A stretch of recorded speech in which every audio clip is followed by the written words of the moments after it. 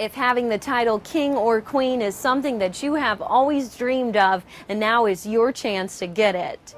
Fantasy Fest is upon us, so the royal campaign, it's underway. The reigning king and queen of 2014, they are here with us today to talk about their year wearing the crown and why this is an opportunity that you don't want to miss.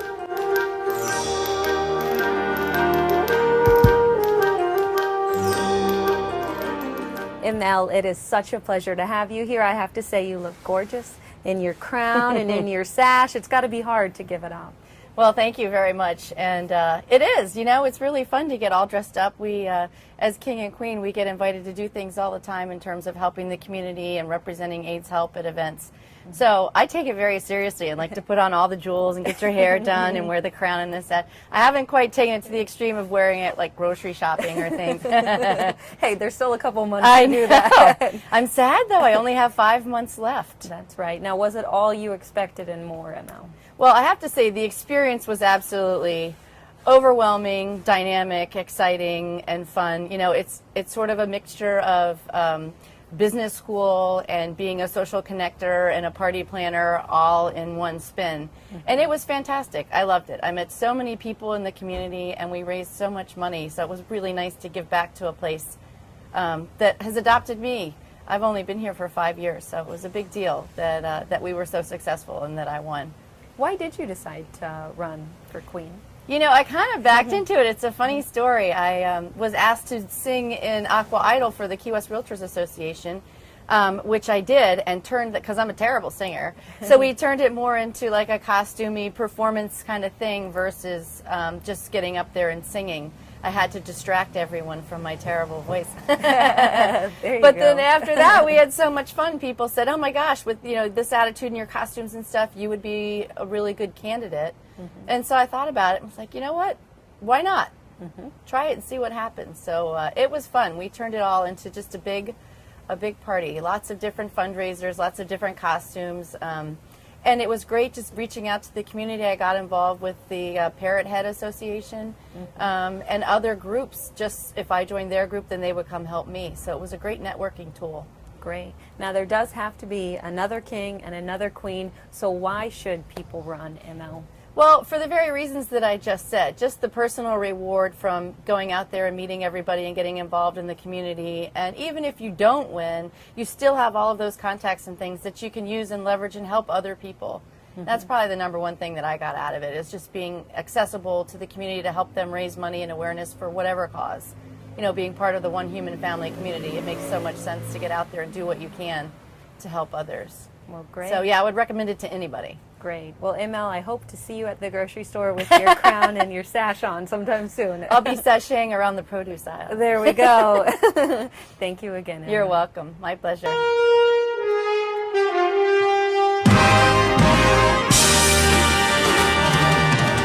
Shane, I have to say, you also look very fabulous in your crown and sash. Are you sad to give it up?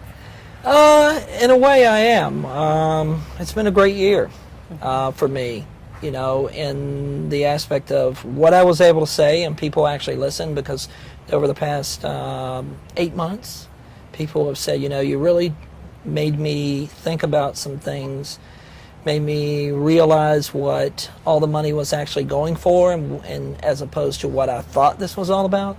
So for me, it was more of getting that voice back out there, getting AIDS Help's reputation back there into a better light, so people could understand what's going on with AIDS and HIV today, as opposed to the social aspect of it, which is a large portion of it. Don't get me wrong, because after I was crowned, I had, I don't know how many organizations calling me for help. And so I was able to use that status that I've been given to actually help some other organizations, which has been fantastic. Oh, wow. Yeah. So you've just been all over the community. Yeah, I have. I've been kind of laying low because of my job. It takes a lot out of me, but on the side, I've done a lot of things for other organizations. SPCA, American Cancer, Kids Come First, And then I've done some mentoring for some teens here in the community about what it means to give back to the community. So those are just a few of the things that we've done. Great. Yeah. Do you have a most memorable experience during this reign as king, Shane? I think it's the Christmas parade. And why? Just the reverence that people seem to give to you after all the work that you did about a month before that was amazing. And it made me realize how humble I need to be in respect to what I did and the team that I had behind me. So my team came out and we all walked the Christmas parade. Normally you're supposed to ride in a car, but I got so excited that I got out of the car and kids took pictures with me, and I think that's the biggest thing is the kid factor, you know, and walking in and walking around and people saying, "Oh, there's the king, there's the king." So it's funny how this town kind of revels around the king and queen as if it's royalty from the English Empire.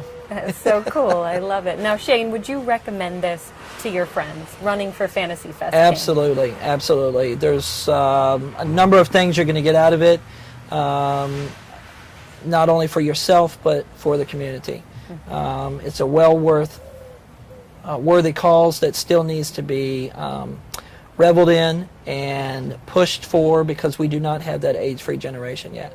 So until we have that, we still all need to come together as a community, support those who are infected, and support those who are not to make sure that they don't become infected.